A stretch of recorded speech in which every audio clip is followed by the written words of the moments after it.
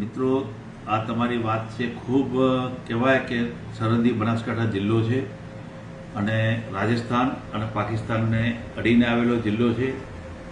બનાસકાંઠામાં આ પ્રકારની પ્રવૃત્તિ થાય એ કદાપી ચલાવી લેવામાં ના આવે. અને હું તો ખાસ કરીને પોલીસ તંત્ર, અમારા જિલ્લા પોલીસ અધિક્ષક કે એટીએસને ખૂબ ખૂબ દિલથી અભિનંદન આપું છું કે આ જે જૈસે મોહમ્મદ સાથે જોડાયેલા હતા બે ભાણા અને એક મામા, આ જે ભાગર ગામમાંથી પકડાયેલા છે, એમનું જે કનેક્શન જોઈન્ટ થઈ રહ્યું છે, હું આજના દિવસે નામદાર કોર્ટને પણ ખૂબ અભિનંદન આપું છું કે એમણે 14 દિવસના જે એમના રિમાન્ડ મંજૂર કર્યા છે.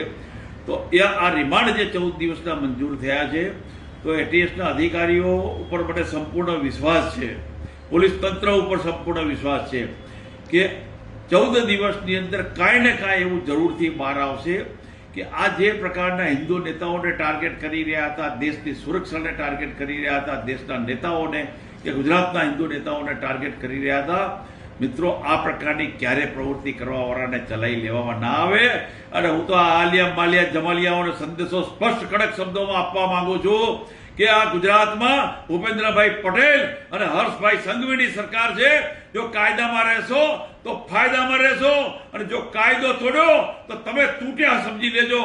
નરેન્દ્રભાઈ મોદીનું આ ગુજરાત મોડેલ છે, અમિતભાઈ શાહ સાહેબનું આ ગુજરાત મોડેલ છે, દેશના યશસ્વી પ્રધાનમંત્રી કે દેશના ગૃહમંત્રીનું આ ગુજરાત છે. મિત્રો, અહીંયા જો એટીએસ ના અધિકારીઓ એટલા મજબૂત બેઠા છે કે આ પ્રકારના આતંકવાદી કૃત્યો કોઈ કરવાનો પ્રયાસ કરશે એ આજે નહીં ચાલે કે ક્યારે નહીં ચાલે, એના છોતરા કાઢી નાખવામાં આવશે. કાયદાની મર્યાદામાં રહો, એ જ આજના દિવસે મારો સંદેશો છે. દેશની સુરક્ષાને સહેજ પણ અટકચારો કરવાનો કે ખરોચ કરવાનો પ્રયાસ કર્યો છે કે ગુજરાતની સુરક્ષાને કે જિલ્લાની સુરક્ષાને કોઈ સહેજ બી ખરોચ કરવાનો પ્રયાસ કર્યો છે, તો આજે નહીં ચાલે કે ક્યારે નહીં ચાલે. અને કાયદામાં રહી અને ભાનમાં રહ્યો, એટલી જ મારી આપ સૌને આજે કૃત્યો કરી રહ્યા છે એવા લોકોને વિનંતી છે.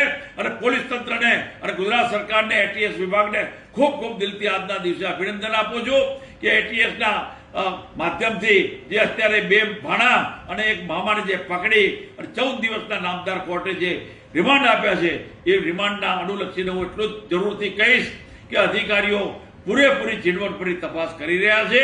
કાંઈ ને કાંઈ આના કનેક્શનના જે તાર કાશ્મીર સાથે જોડાયેલા જોવા મળી રહ્યા છે, એ